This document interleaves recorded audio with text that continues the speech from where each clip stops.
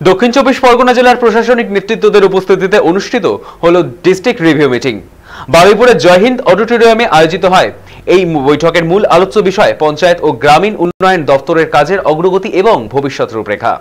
সভায় উপস্থিত ছিলেন বারুইপুর পশ্চিমের বিধায়ক বিমান বন্দ্যোপাধ্যায়, রাজ্যের পঞ্চায়েত মন্ত্রী প্রদীপ কুমার মজুমদার, পঞ্চায়েত মন্ত্রী প্রতিমন্ত্রী শিউলি সাহা সহ প্রশাসনের বিভিন্ন স্তরের কর্মকর্তারা।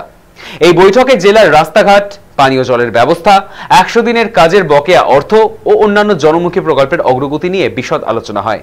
সিদ্ধান্ত নেওয়া হয়েছে সাধারণ মানুষ যেন সরকারি পরিষেবা সুযোগ সুবিধা থেকে বঞ্চিত না হন, সেদিকে বিশেষ নজর দেওয়া হবে। জেলার উন্নয়ন ও গ্রামীণ পরিকাঠামো শক্তিশালী করতেই এই বৈঠক ছিল সরকারের পরবর্তী পদক্ষেপের গুরুত্বপূর্ণ অংশ। এটা বলছি সমস্যাটা 2026 এর ভোটে কি এফেক্ট ফেলতে পারে আপনাদের? খুব ভালো এফেক্ট ফেলবে।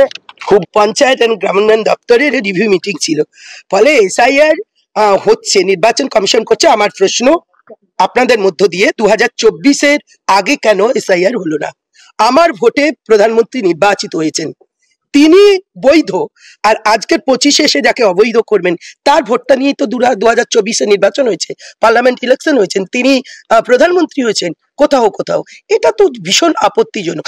আমার কথা, এসআইআর নিয়ে আমাদের কোনো বিরোধিতা নেই, কিন্তু 2 মাসের মধ্যে কমপ্লিট করা যাবে না, লং টাইম করতে হবে। মুখ্যমন্ত্রী বলেছেন, আপনারা শুনেছেন, আমরা তার সঙ্গে সহমত যে এসআইআর হোক, কিন্তু 2024-এর আগে না করে কেন 2025-এ পর এই 26 যখন বাংলার বিধানসভা সেখানে হচ্ছে, কেন আসামে হয়নি? কেন ডবল ইঞ্জিন সরকার যেখানে আছে সেখানে করছেন না? এই প্রশ্নগুলো তৈরি হচ্ছে, আর বিরোধীরাই আতঙ্কের পরিবেশ তৈরি করে দিচ্ছে। আমরা আতঙ্কিত নই, আমরা বৈধ ভোটারের পক্ষে।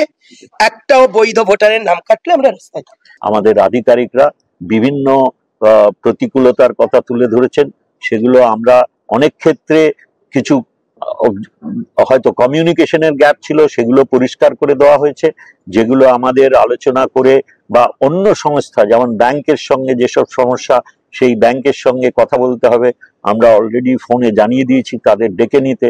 হয়তো আজকেই বা কালকে অফিসে বসে তাদের সঙ্গে আলোচনা করে যত তাড়াতাড়ি সম্ভব নিরসন করা। আমার কাছে মনে হয়েছে খুব সফল হয়েছে। আমাদের সঙ্গে 2 জন এখানকার সাংসদ ছিলেন, তারা তাদের অভিজ্ঞতার সম্পন্ন অভিমত জানিয়েছেন।